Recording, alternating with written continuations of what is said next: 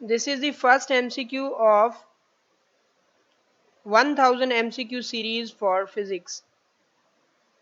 In this MCQ, we have to utilize the concepts of significant figures and rounding of the data up to the correct significant figures.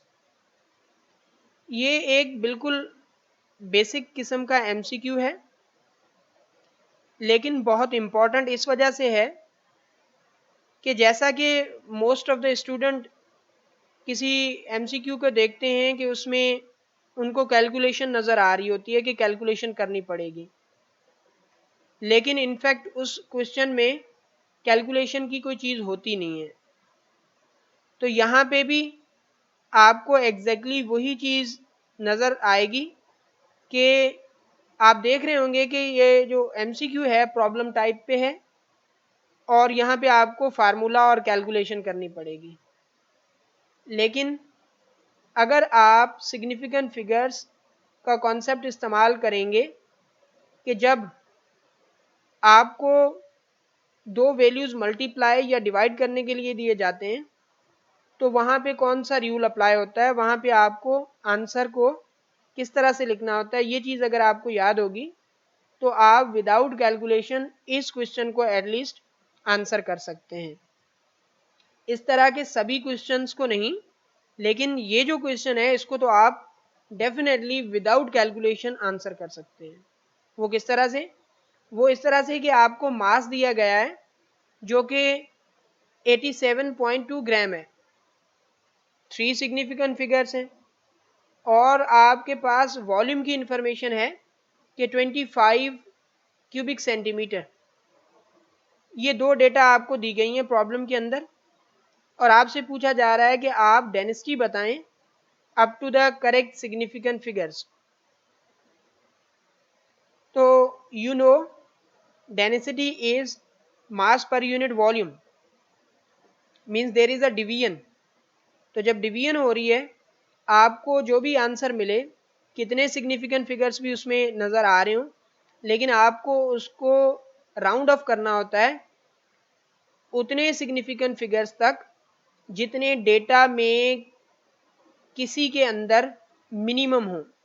मतलब data के अंदर दो चीज़ें हैं यहाँ पे, किसी डेटा के अंदर 3 चीज़ें हो सकती हैं, किसी में ज़्यादा हो सकती हैं, लेकिन यहाँ पे दो चीज़ें हैं तो दोनों में से जिसमें कम सिग्निफिकेंट फिगर होंगे रिजल्ट को आपने उतने सिग्निफिकेंट फिगर्स में लिखना है। तो अब आप आ जाएं आंसर चॉइसेस पे। जब आंसर चॉइसेस पे आप आ रहे हैं, ए ऑप्शन में आपको दिया गया है 3.488। जब आप 87.2 ग्राम्स को डिवाइड करेंगे 25 क्यूबिक सेंटीमीटर के साथ, एक्चुअली आंसर ए आएगा, लेकिन this is not the correct answer क्योंकि it is violating the rules. आपको दो सिग्निफिकेंट फिगर्स में लिखना है। जब दो सिग्निफिकेंट फिगर्स में लिखना है तो ये आंसर चॉइस नहीं हो सकती। जब ये आंसर चॉइस नहीं हो सकती तो हम इसको कर देते हैं कैंसिल। ये हमने कैंसिल कर दिया और आफ्टर दिस आपके पास बी ऑप्शन है जिसके अंदर दो मौजूद हैं, दो सिग्निफिकेंट फिगर्स के अंदर जो रिजल्ट है वो दिया गया है। ये करेक्ट हो सकता है, लेकिन पहले दूसरों को भी देख लें। आप आ जाएं सी पे। सी में 3 सिग्निफिकेंट फिगर्स हैं, मतलब ये नहीं हो सकता, ये भी सही आंसर नहीं हो सकता, तो इसको भी हम कैंसिल कर देते हैं। और देन हम आ जाते हैं डी ऑप्शन पे। इसमें भी 3 सिग्निफिकेंट फिगर्स दिए गए हैं, तो ये भी करेक्ट आंसर नहीं हो सकता। तो गिवन चॉइसेस में सिर्फ एक ही आंसर में हमारे पास 3 सिग्निफिकेंट फिगर्स मिल रहे हैं, तो वही हमारे पास करेक्ट आंसर है। So this is the correct answer, B is the correct answer. Without calculation आपने आंसर तलाश कर लिया। मैं आपको एक्सप्लेन कर रहा था तो भी हमें ज़्यादा से ज़्यादा 2 मिनट लगे, लेकिन आपको अपने हिसाब से बस करना है, किसी को बताना नहीं है। तो जैसे ही आप रूल्स को याद करके इस प्रॉब्लम को सॉल्व करने पे जाएंगे, मैक्सिमम 20 टू 30 सेकेंड्स के अंदर आप इसका आंसर तलाश कर लेंगे, क्योंकि सिर्फ आपको दोनों डेटा पॉइंट्स को देख के आपने ये डिसाइड करना है कि रिजल्ट में कितने सिग्निफिकेंट फिगर होने चाहिए उसके बाद आपने चारों ऑप्शंस को देखना है कि किसके अंदर ये सिग्निफिकेंट फिगर्स हैं।